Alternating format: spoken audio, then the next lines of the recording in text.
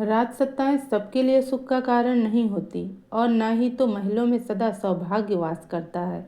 हम बात कर रहे हैं माता गांधारी की, जिनके जीवन में दुर्भाग्य राजाओं के वस्त्र पहनकर आया था।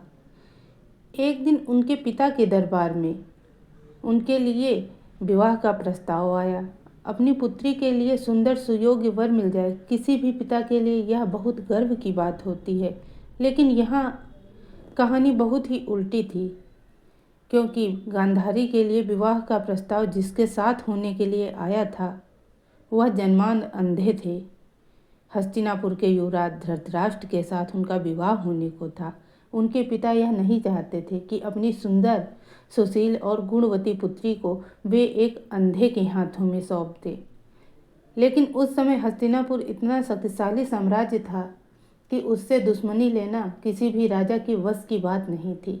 अपने पिता की इस विवशता को देखते हुए माता गांधारी ने यह प्रस्ताव स्वीकार किया और हस्तिनापुर खुशी खुशी विवाह करके चली गईं। राजमहल की दीवारों के बीच इस विवश समझौते को माता गांधारी ने अपना भाग्य मान लिया।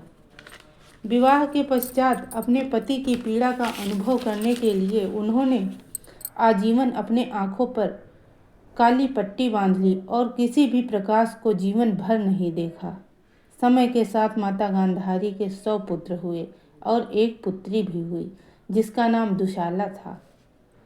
माता गांधारी के पुत्र जितने ही पराक्रमी थे, उतने ही हठी और निहायत ही जिद्दी थे, जिसके कारण महाभारत का युद्ध तक हुआ।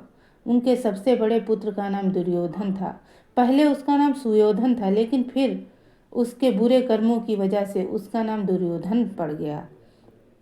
एक एक करके महाभारत के युद्ध में माता गांधारी के 100 पुत्रों की जब मृत्यु होने को आई, 99 पुत्रों का वध हो चुका था। माता गांधारी के हृदय छलनी हो चुका था, लेकिन अपने दिल पर पत्थर रखकर माता गांधारी ने अपने आँखों की पट्टी को उतारना चाहा और अपने पुत्र दुर्योधन से कहा कि पुत्र, कल तुम गंगा में स्नान करके निर्वस्त्र होकर मेरे सामने आना। मैं अपनी दृष्टि से तुम्हें जी भरकर देखना चाहती हूँ।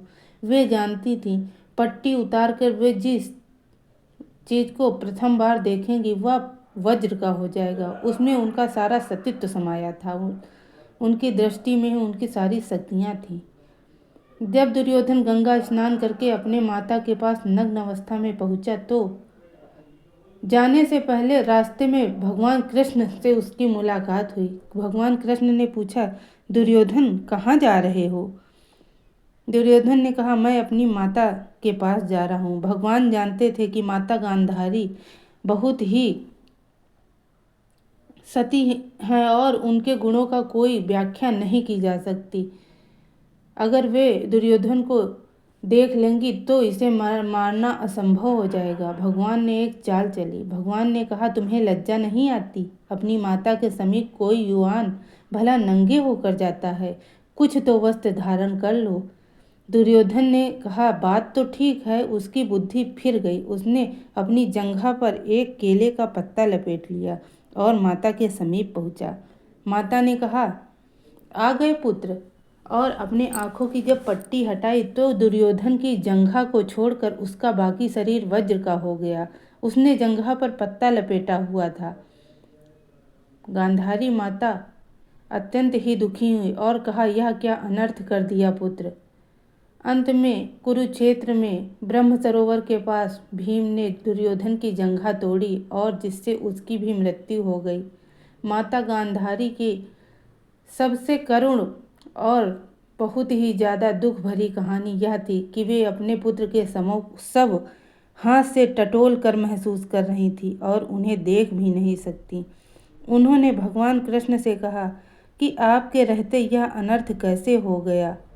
क्रोध में आकर माता गांधारी ने द्रवित हृदय से भगवान को यह श्राप दे दिया कि जिस प्रकार मैंने बंद आँखों से अपने परिवार का नाश होते हुए देखा है और विवश रही, उसी तरह तुम्हारी आंखों के सामने तुम्हारे यादव कुल का नाश हो जाएगा। भगवान ने माता गांधारी के श्राप को स्वीकार किया।